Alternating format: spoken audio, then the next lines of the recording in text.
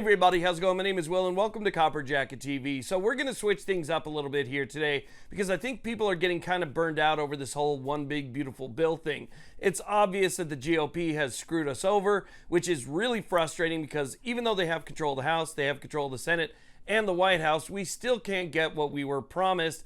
And again, that's a very frustrating thing. But while all of that is happening in Washington, there are still plenty of moves happening right now at the state level to further infringe on people's rights. And so we need to make sure that we're staying on top of that as well. And that includes 3 major gun control bills right now in the state of California that would do everything from ban glocks, background checks on barrels, and limit you to 3 a month. So I want to give you guys an update on the status of those 3 bills today, especially given the fact that the California state legislature is going on summer break starting on July 4th. I believe July 3rd is their last date in session. Now, real quick before we get started, this video is proudly sponsored by American Heart for Gold. Listen, everybody in the firearms community understands the value of precious metals. Brass and lead could protect your life, but silver and gold can protect your savings. You know, in our lifetime, the dominance of the US dollar was supreme, but that may change soon. The stock market swings back and forth every day, and we're facing record inflation, increasing costs, and unprecedented tariffs. So don't let your life savings become a casualty of market crashes or tariff wars. In times of economic chaos like now, there is one currency that stood the test of time and continues to increase in value: physical gold and silver. Now, they can print more dollars, but they can't print any more gold. While the value of the dollar is tanking, the value of gold is hitting record heights, with many predicting that gold might reach $5,000 an ounce by the end of 2025. Now is the time to call the only precious metal dealer that I trust, American Heart for Gold. They'll show you how to protect your savings and retirement accounts by diversifying your wealth portfolio with physical gold and silver delivered directly to your door. You can also transfer your current retirement account into a gold IRA, tax and penalty free, with the finest products, amazing customer service, and buyback commitment. American Heart for Gold has a 5-star rating from thousands of reviews and an A+ from the Better Business Bureau. In a sea of anti-2A companies, American Heart for Gold proudly supports pro-2A content. If you contact American Heart for Gold today and tell them I sent you, they will give you up to $15,000 of free silver on your first order. So call them now. Click the link in the description or call 866-856-2507. That's 866-856-2507, or text COPPER to 65532. Okay, so let's go ahead and talk about what's going on here. We're going to start off by talking about SB 704. SB 704 is the bill that would require background checks on barrels. Yes, a simple barrel would require a background check if this bill passes. Now, this bill has passed the Senate completely. It is done with the Senate. It has moved on to the Assembly. It's already gone through a couple different committees in the Assembly, and just recently on the 25th of June, it did get some amendments from the bill's author. Now, one of the amendments was that this bill would, instead of starting on January 1st of 2026, it would now start on January 1st of 2027.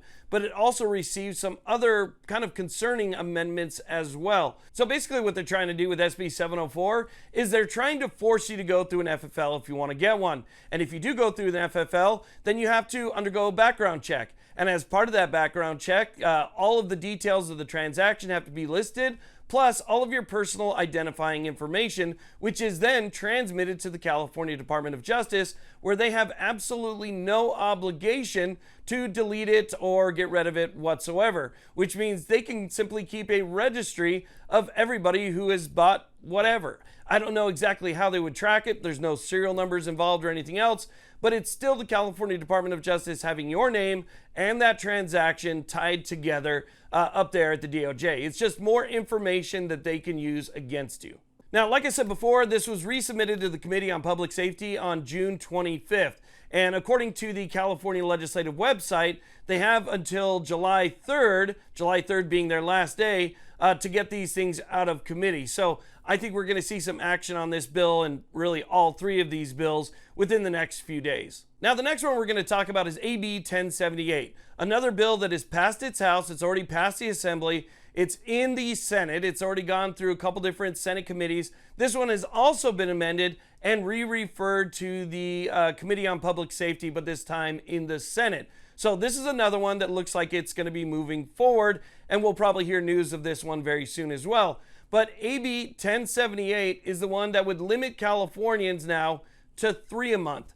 Now, that's going to be kind of difficult to do because the Ninth Circuit Court of Appeals just ruled that you essentially can't limit somebody's access or ability to practice one of their constitutionally protected rights, in this case, the Second Amendment. You're not allowed to ration somebody's constitutionally protected activity.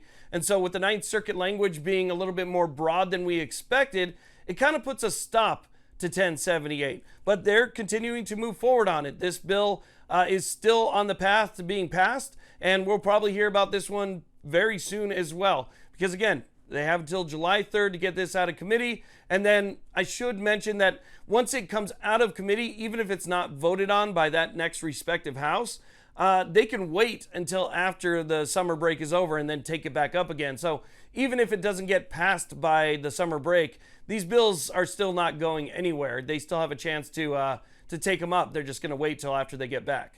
Now, the last one we're going to talk about today is AB 1127, which is also known as the Glock ban in California.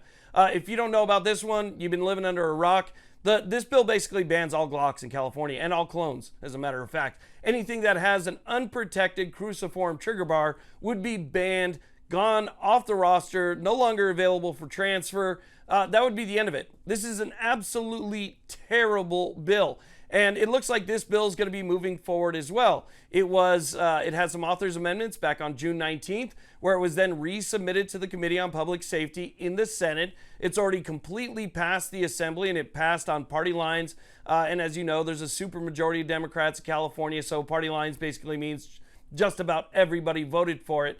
But this is one that looks like it has a pretty good chance of passing. And it looks like it has a good chance of making it out of committee by that July 3rd date. So again, it's really kind of scary, to be honest with you. There's a lot going on in California this year. There are a lot of different bills that we need to pay attention to, and regulations on just about everything, from background checks to barrels to limiting how many you can get in a month, to banning outright an entire brand, essentially, and any of its clones. So these are extremely important. We need to pay very close attention to them. And again, with that deadline coming up very soon, I believe that within the next few days, we're going to see these pass out of committee, and more than likely, they're just going to take them up after the summer recess is over. Now, I've been advocating against these bills since they were first introduced back in January and February, and I just wanted to make one more update so you guys aren't caught off guard if something happens to happen within the next few days. So again, I just wanted to let you guys know about that. I want to thank you all very much for watching. I really do appreciate it. We're going to stay on top of this nonstop no matter what happens,